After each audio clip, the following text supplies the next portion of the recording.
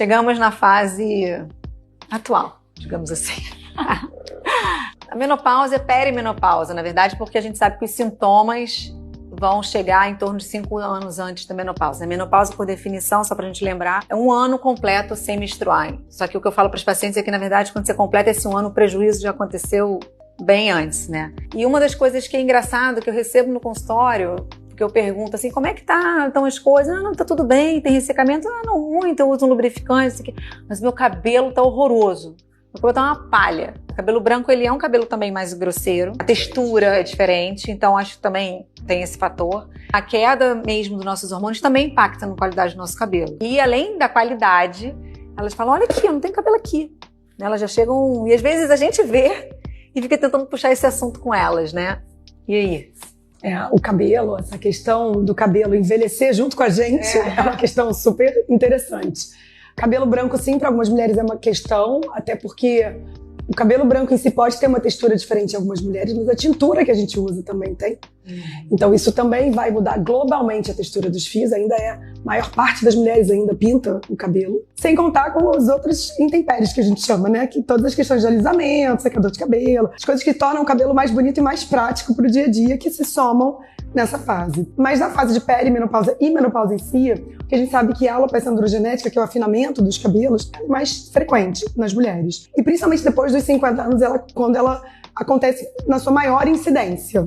E aí vem toda a questão de como tratar, como não tratar, se o paciente vai fazer reposição hormonal, se não vai fazer reposição hormonal, isso é um ponto muito importante. Mas mesmo que essa paciente não tenha a alopecia androgenética, essa paciente pode ter uma mudança sutil do seu cabelo ao longo dos anos, que é o que a gente chama de senescência folicular. Então o cabelo fica difusamente mais fino, que não tem uma área específica de alargamento, de transparência, mas esse rabo de cavalo já não é a mesma coisa, ele não chega mais todo lá embaixo. Então existem outras condições que podem vir junto com esse quadro da perimenopausa e da menopausa. Mas tem opção de tratamento sem ser hormonal para o cabelo nessa fase? Graças a Deus. Então a gente pode abordar essa paciente com diversos tratamentos. A gente tem hoje o bom e velho minoxidil como um excelente aliado, e nos últimos 10 anos quase a gente tem usado o minoxidil oral, que realmente foi life changer para essas mulheres, porque as mulheres que pintam o cabelo não gostam às vezes de passar o minoxidil tópico, porque tira tinta, porque seca o cabelo, e aí tem um papel importante o comprimido de minoxidil, que deve ser prescrito pelo seu médico, que é o ponto mais importante. Você não pode comprar na internet, você não pode comprar numa farmácia sem prescrição médica, você tem que comprar aquela dose prescrita pelo médico, que vai ser ajustada para a sua idade, para o seu peso, para a sua questão, para o seu fototipo, tom de pele, de pelo. Então tudo isso vai ser pensado na hora que a gente vai prescrever o minoxidil oral. Além disso, a gente tem os antiandrogênicos, uma fase que a gente tem menos estrogênio, existe um predomínio da testosterona em relação a esses receptores. A gente usa muito finasterida e dutasterida como aliados, mas também eventualmente a espironolactona, mais recentemente a bicalutamida, que são medicações ainda que auxiliam muito na questão do afinamento da alopecia androgenética. E falando um pouco dos hormônios, né? O estrogênio tem um papel de ter um certo bloqueio da ação da testosterona na pele. Então a gente fala que nessa perimenopausa há um desbalanço da relação estrogênio e com a testosterona. O estrogênio ainda é normal, mas ele é um pouco mais baixo do que era 10, 20 anos atrás, é aquela relação que mudou.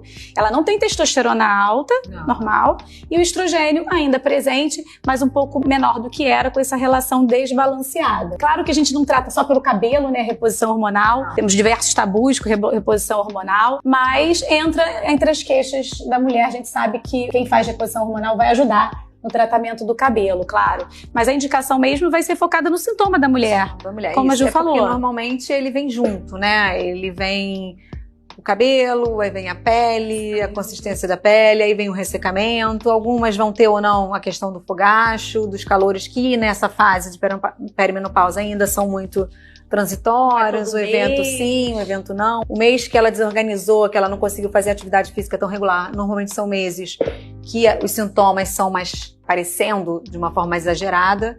Exatamente. Cognição, elas falam A cognição, muito, né? é uma Memória, coisa né? importante, memória. E o sono, piora do O sono. sono é uma coisa E a alteração também dessa parte emocional, né? Às vezes não é uma depressão clássica, Não, uma mas explosão, ela fala né? que ela tá mais irritada, mais menos explosiva. paciente, e também às vezes quer só ficar dentro de casa, e que não tem indicação formal de um antidepressivo, já tá com a terapia, e às vezes a reposição hormonal melhora a qualidade de vida dessa mulher. E o cabelo entra nessa questão. Porque ela já não se acha mais tão bonita, e o cabelo já tá ruim, ela não consegue pentear como penteava. Aquela escovinha que ela secava o cabelo e resolvia, não resolve mais porque ele faz o frizz, né?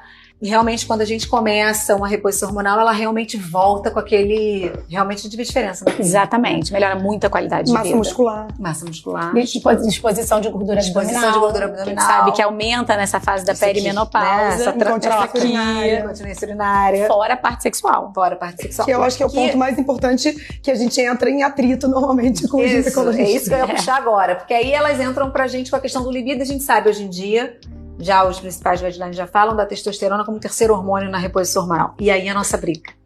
A gente às vezes fala assim, pode fazer Nossa balança, intercalar, não queria né? briga. Tá bom. A gente inventa às vezes umas posologias, né? Pra tentar adequar ali aquela questão da paciente. Risco-benefício, é o cabelo e melhorar a libido também. E muitas vezes a pergunta é o quanto aquele cabelo te incomoda. O que tá na sua prioridade ali? Não, eu tenho paciente que fala, não, então não vamos nem mexer na testosterona porque o meu cabelo era uma coisa muito importante. E outra coisa também, da libido. Melhora às vezes com a reposição do estrogênio. Sim, que o hormônio da mulher é o estrogênio, não é a exatamente, testosterona. não é a testosterona. Então elas chegam pedindo, não, tem que melhorar minha libido, eu tenho que fazer testosterona. Isso, Calma. Sempre a reposição hormonal, a testosterona é nosso terceiro hormônio, em quem tem útero, né? Em quem não tem, tudo bem, é só estrogênio e testosterona. Então ainda tem muito o que ela traz pra gente do que ela leu na internet e que nem sempre é o real na reposição hormonal, né? O que eu costumo falar é que estrogênio pro cabelo é vida. Quem tiver indicação e puder fazer, façam, porque faz bastante diferença quando a gente acompanha esse paciente, as que usam estrogênio e as que não usam estrogênio. E o outro ponto importante é que ele pode manchar a pele. Então, quando a gente fala de reposição hormonal na pele, a gente está falando muito dessa questão do melasma extrafacial. Então, é uma paciente que vai tomar mais cuidado com o sol, mas essa balança é possível. Da mesma forma que é possível fazer testosterona sim e tratar o couro cabeludo com o seu padrão ouro, que seria, digamos, uma dutasterida com minoxidil oral, e isso vai diminuir a chance dela piorar, talvez ela estabilize ou talvez ela ainda melhore. A gente vê isso muito frequentemente. Então, não ter medo de usar a reposição hormonal e tentar a testosterona para ver se ela melhora aqueles sintomas que são a queixa da paciente junto com o tratamento do cabelo, a meu ver, seria a melhor opção para as pacientes que podem tomar essas medicações. Exatamente. Só lembrar das contraindicações formais da reposição tanto do hormonal. estrogênio quanto a própria testosterona. Exatamente, né? Então, paciente que teve câncer de mama, ativo ou não, aquela que tem trombose ativa, a gente vai discutir, a gente sabe que a via hoje transdérmica tem alguma segurança, mas a gente vai botar isso também na balança. Se ela tem outros fatores de risco ali associados, tabagismo, alguma coisa assim que possa piorar. Obesidade, será que eu posso tratar a obesidade diminuindo o risco de trombose também? E a paciente que já teve um evento cardiovascular. Então a gente sabe que algumas mulheres já na sua faixa de 50 e pouco pode ter tido um evento cardiovascular, talvez o estrogênio não vai ser a melhor opção para essa mulher. Esse é um dado importante para aquela que nunca teve evento, ela usar o estrogênio não aumenta o risco dela ter evento cardiovascular como fator protetor. Isso é importante. E a questão da obesidade, eu acho também, né? O estilo de vida. Eu acho que essa paciente que se alimenta bem, que se exercita, é uma paciente que muitas vezes tem a diminuição dos sintomas. Sim.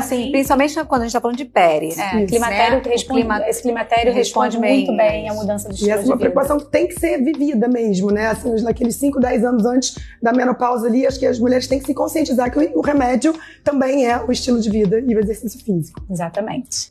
Acho que era isso.